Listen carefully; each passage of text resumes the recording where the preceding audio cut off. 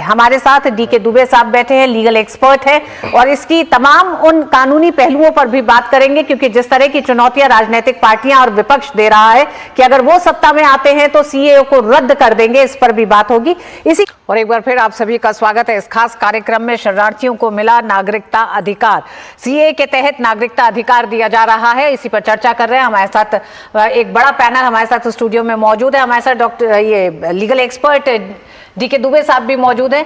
DK Dubey ji, जिस तरह से राजनीतिक पार्टियां इसको मसला बना रही हैं, हम जानते हैं 2019 में भी सीएए जब पास हुआ उसके बाद से राजनीतिक पार्टियों ने इसे एक बहुत बड़ा मुद्दा बनाया था, लेकिन सरकार ने कहा था, अपनी प्रतिबद्धता दिखाई, आज नागरिकता दी जा रही है।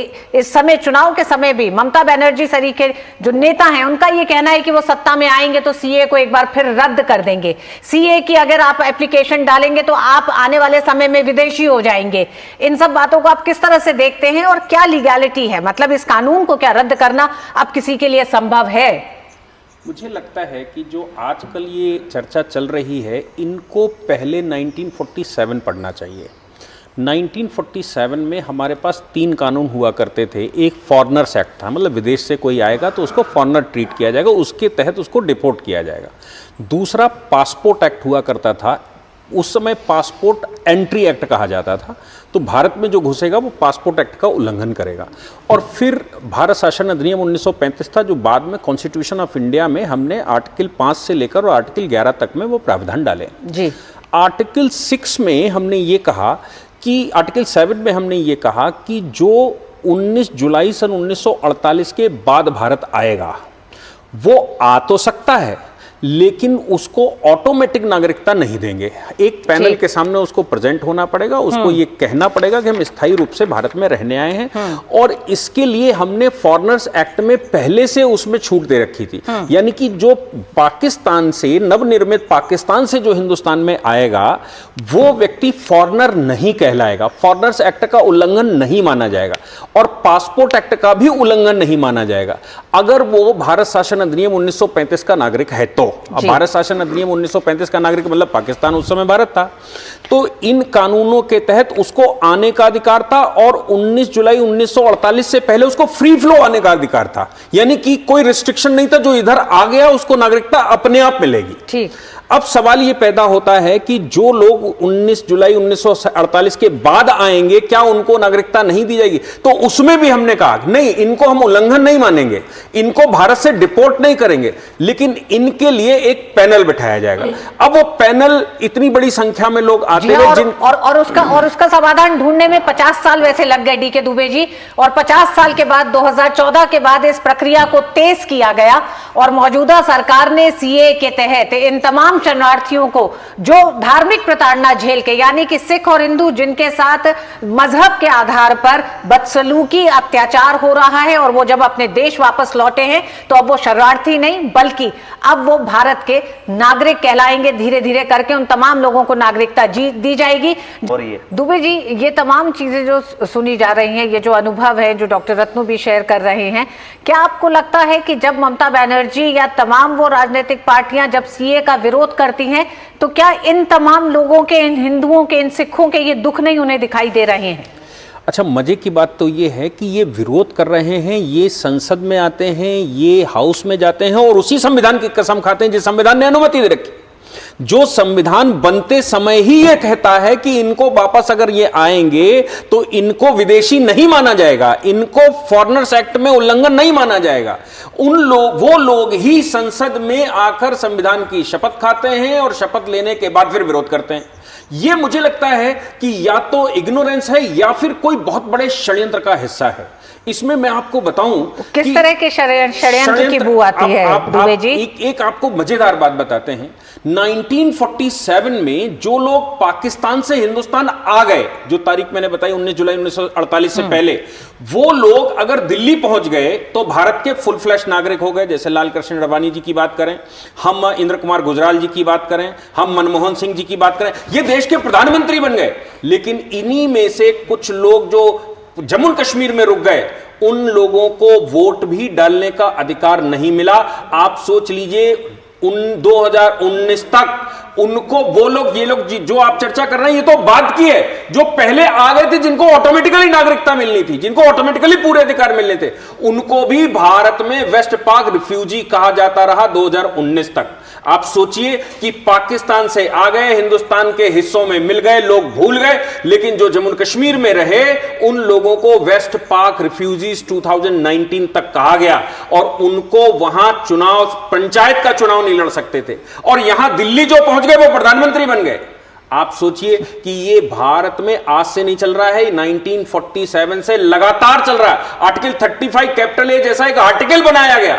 आर्टिकल 35 कैपिटल ए ये कहता है कि जम्मू कश्मीर में जो लोग रुकेंगे वहां की सरकार ये तय करेगी कि उनको क्या क्या अधिकार होंगे। उनको स्थायी निवास का अधिकार होगा कि नहीं होगा, उनको सरकारी नौकरी का अधिकार होगा कि नहीं होगा, उनको वहां पर सरकारी योजनाओं का लाभ लेना है कि नहीं लेना, और वहां उनको प्रोफेशनल एजुकेशन लेनी कि नहीं लेनी। आप सोचिए कि कितनी पीढ़ियां निकली होंगी। तब 2019 में उनको निवासिता फुल फ्लैश मिली, वो भारत के पूर्ण नागरिक कहलाए। और उसके बाद जो 19 जुलाई 1948 की बात करी, उसके बाद का यहां तक ये 2019 तक ये लोग वो लोग हैं जिनको भारत में खानाबदोश की जिंदगी जीनी पड़ी, जबकि उनको अधिकार था, उस समय कानून में अधिकार था। अब अगर ऐसा अधिकार होते हुए भी ममता बनर्जी अगर ये कहती हैं कि हम सीएए निरस्त कर देंगे, सीएए ने कोई विशेष काम नहीं किया। सीएए ने सिर्फ इतना सा काम किया कि एक अथॉरिटी के सामने प्रेजेंट होने के बजाय हमने सामूहिक रूप से मान लिया कि ये भारत के नागरिक हो गए जो लोग 5 वर्ष से ऊपर रहते हैं यहां पर। क्यों? क्योंकि 1948 में यह हुआ था कि जो लोग बाद में आए ये चेक करेंगे वाकई में ये स्थायी रूप से रहने के लिए आए कि नहीं आए। लेकिन आप सोचो जो 60 साल से भारत में रह रहे थे।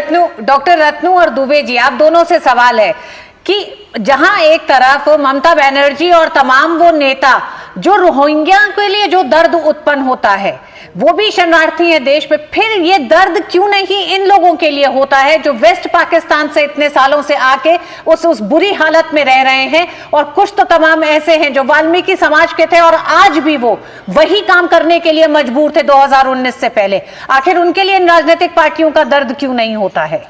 मैं आपको बताता हूं हुआ क्या कि 1956-57 में जम्मू कश्मीर में स्वीपर्स की हड़ताल हो गई। जम्मू कश्मीर ने पंजाब से कहा कि हमें स्वीपर्स हाँ, दे बिल्कुल दो। वहां से वाल्मीकि समाज के लोगों को लेके आया गया कि उनकी गंदगी को साफ किया जाए, और फिर उनको वहीं बसा लिया गया क्योंकि फिर आजीवन उनकी गंदगी को साफ किया जाए, इसलिए वाल्मीकि समाज वहीं बस गया। और उसी बुरी हालत में वो 2019 तक एक तरह से ना तो कोई नौकरी कर सकता था, ना किसी और जगह जा सकता था। डीके दुबे, तमाम ऐसे लोग जिन्हें शायद इल्म भी नहीं था कि ये क्या हो गया है 1947 में, और 47 में भी बंटवारा हुआ, देश आज़ाद कहा जाता है। देश आज़ाद तो नहीं, उसको ट्रांसफर ऑफ पावर ही कहा जाता है, क्योंकि कहीं कोई ऐसा डॉक्यूमेंट नहीं है जहां ये दर्ज हो कि भारत आज़ाद हुआ था। ऐसे में इन लोगों का क्या कसूर था जो आज तक पीड़ित रहे हैं? और मौजूदा सरकारें, आप भी जानते हैं सीए को लेके जो विरोध था, और उस विरोध के बाद भी कईयों ने तो ये भी कहा कि सीए अगर लागू होगा तो किसी की अर्थी उठ जाएगी, तो कहीं कुछ और हो जाएगा, और भारत के झंडे को कंधा देने के लिए कोई नहीं मिलेगा। इस तरह के भी बयान दिए गए थे। रितु जी, जो लोग भी इस तरह की बात कर रहे हैं वो उनसे प्रश्न है उल्टा, और प्रश्न ये है कि चलो हमने सीएए वापस कर दिया, फॉरेनर्स एक्ट में वो दोषी तो है नहीं और पासपोर्ट एक्ट में भी दोषी नहीं है, तो वो भारत से आप डिपोर्ट तो कर नहीं सकते। जो पिछले 70 वर्ष में आ गए उनको डिपोर्ट नहीं कर सकते, क्योंकि फॉरेनर्स एक्ट का उल्लंघन नहीं किया उन्होंने। फॉरेनर्स एक्ट में उनको यहां आने का अधिकार था, उन्होंने पासपोर्ट एक्ट का भी उल्लंघन नहीं किया। अब सवाल ये पैदा होता है कि नागरिकता ना देकर केवल उनकी प्रताड़ना ही तो कर रहे हो, क्योंकि वो अगर पूर्ण रूप से नागरिक नहीं होंगे तो सरकारी नौकरी नहीं कर सकते, स्कूलों में शिक्षा नहीं ले सकते, सरकारी राशन नहीं ले सकते, सरकारी व्यवस्था का लाभ नहीं ले सकते, लेकिन भारत से बाहर तो आप भेज नहीं सकते। तो आप सीएए निरस्त करके क्या ये कहना चाहते हैं कि इन लोगों को हम निकाल भी नहीं पाएंगे, लेकिन इन लोगों को यहां पर हम चैन से रहने भी नहीं देंगे? वहीं दूसरी तरफ रोहिंग्या और बांग्लादेशी अगर आएंगे तो सुप्रीम कोर्ट तक करोड़ों रुपए खर्च करके पिटीशन करेंगे और उनको नागरिकता मिलनी चाहिए जिनको अधिकार नहीं। उनको किस प्रकार का अधिकार नहीं? अगर वो बॉर्डर से घुस रहे थे उस समय बॉर्डर सिक्योरिटी फोर्सेस अगर उनको गोली मार देती तो वहीं मर जाते, लेकिन बॉर्डर सिक्योरिटी फोर्स की आंखों में धूल झोंक कर अंदर घुस आए। उन लोगों को नागरिकता चाहिए, लेकिन जिनको अधिकार था 1947 में, उन लोगों को आप कहते हो कि हम नागरिकता अगर संशोधन आपने कर दिया तो हम वापस ले लेंगे। दूसरी बात ऋतु जी, पिछली बार हम लोग बात कर रहे थे वेस्ट पाक रिफ्यूजीज के मामले में, और ये कह रहे थे कि दलित जो वर्ग पंजाब से गया, उन्होंने ये शर्त रखी, पंजाब के मुख्यमंत्री ने कहा बख्शी गुलाम मोहम्मद से कि भाई आपके यहां तो निवासिता का चक्कर है और आपके पास 35 कैपिटल ए है, इसलिए हमारे नागरिक वहां क्यों जाएंगे, हमारे निवासी क्यों जाएंगे? तो उन्होंने कहा नहीं नहीं, ये तो मेरे हाथ में है, आप इनको भेज दो, हम इनको व्यवस्था कर देंगे।